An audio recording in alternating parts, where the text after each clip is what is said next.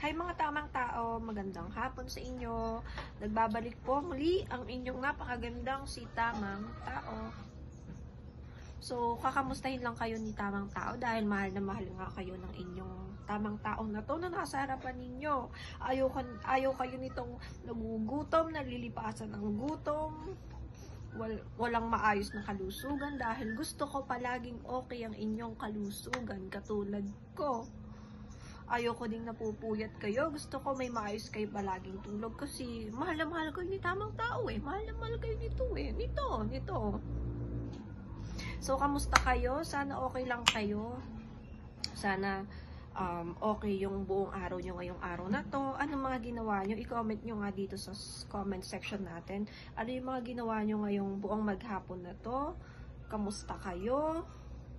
Naging busy ba kayo? Ano yung mga ginawa ninyong preparation for Teacher's Day para sa mga asawa or mahal nyo sa buhay na teacher? Or para sa mga teacher nyo? So, happy Teacher's Day sa mga ulirang guro dyan.